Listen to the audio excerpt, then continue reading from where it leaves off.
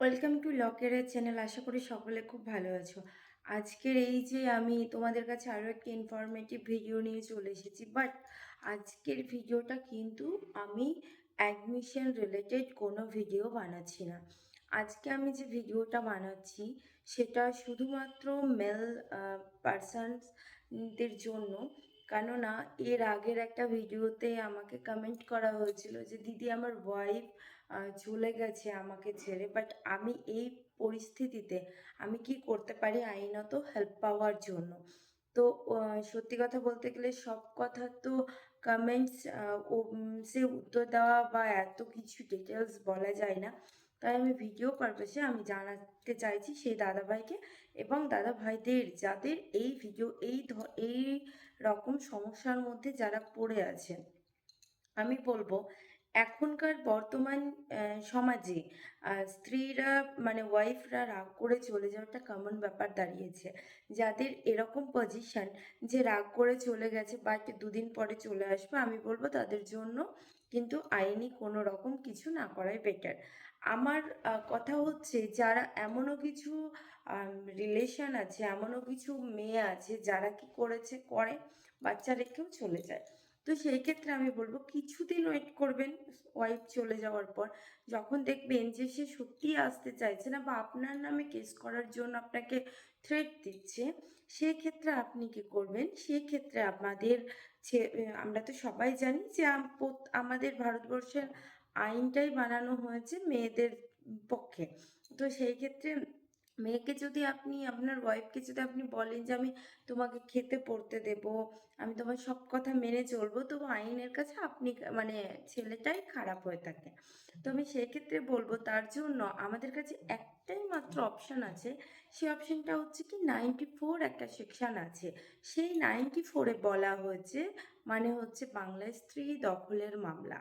তো স্ত্রী দখলের মামলা তো আমি করব, বাট আমি তো এমন সময় এমন হয় আমি কয়েকটা জিনিস স্টেপ বাই স্টেপ বলি তাহলে আপনাদের বুঝতে সুবিধে হবে। যেমন 94 মামলা আমি এমন হচ্ছে আমি আমার ওয়াইফকে চাইছি, আপনি 94 মামলা করলেন, সঙ্গে সঙ্গে আপনি অর্ডার কপি পাবেন এবং সেই অর্ডার কপিতে একটা ডেট থাকবে। সেই ডেটটা আপনার ওয়াইফের বাড়িতে নোটিশ যাবে এবং দুইজনকেই মানে আপনাকে এবং আপনার ওয়াইফকে কোর্টে ডাকা হবে। তারপরে হিয়ারিংয়ের মাধ্যমে দেখতে হবে যে আপনার ওয়াইফ আপনার বাড়ি যাচ্ছে কিনা। সে তারপরে আর একটা ফাইনাল অর্ডার দেবে। এটা একটা গেল। নাম্বার টু, 2 নাম্বার যেটা আমি বলবো, ধরুন আপনি আপনার ওয়াইফকে চাইছেন না, চলে গেছে সে আমাকে চিট করেছে, আমি তাকে নেব না, তবুও তবুও 94-এর এই অর্ডারটা করে রাখবেন। কেননা ওয়াইফ যদি 498 মামলা করে, যদি কি করবেই 498 মামলা করে, সেক্ষেত্রে অর্ডারটা কাজে লাগবে। এবং খোরপোশের মামলা যদি করে সেক্ষেত্রে কাজে লাগবে এবং জিনিস উদ্ধারের মামলা যদি করে সেই ক্ষেত্রে কাজে লাগবে। কিভাবে কাজে লাগবে? এইভাবেই কাজে লাগবে যে আপনি আপনার ওয়াইফকে আইনতভাবে আপনার ওয়াইফ মামলা করার আগে আপনি কিন্তু আপনার মানে আইনের কাছে আপনি আপনার ওয়াইফকে চেয়েছেন, বাট সে আসেনি, সেটা তার পার্সোনাল ম্যাটারের মধ্যে চলে গেল। ঠিক আছে? তো এভাবেই মানে চলবে। তারপরেও আমি কিছু কথা বলবো, সেটা হচ্ছে যে 94 মামলা করে দিলাম তারপরে সব কিছু কিন্তু শেষ হয়ে গেল, এটা কিন্তু নয়। ওই অর্ডার করার পর যখন আপনি আপনার ওয়াইফকে চাইছেন, আপনার ওয়াইফের বাড়িতে উকিলবাবুকে বলতে হবে নোটিশ পাঠানোর জন্য। আর আপনি যদি ওই ওয়াইফকে না চান তবে কিন্তু নোটিশ করার কোনো দরকার নেই, শুধুমাত্র অর্ডারটা আপনার করে রাখলেই হবে এবং সে পরের ডেটে যাওয়ারও কোনো দরকার পড়বে না। তো এই একটা অর্ডারের মাধ্যমে কিন্তু প্রত্যেকটা দাদাভাই বাঁচতে পারবেন আইনের হাত থেকে এবং খোরপোশের হাত থেকে। খোরপোশের হাত থেকে বাঁচবেন মানে এই নয় যে আপনি খোরপোশ থেকে আপনি মুক্তি পেয়ে গেলেন, সেটা কিন্তু নয়।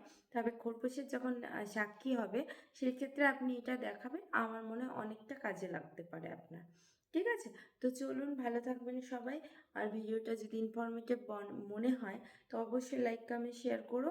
আর চ্যানেলে নতুন হলে অবশ্যই মানে ফলো করতে ভুলবেন না। চলুন, টাটা।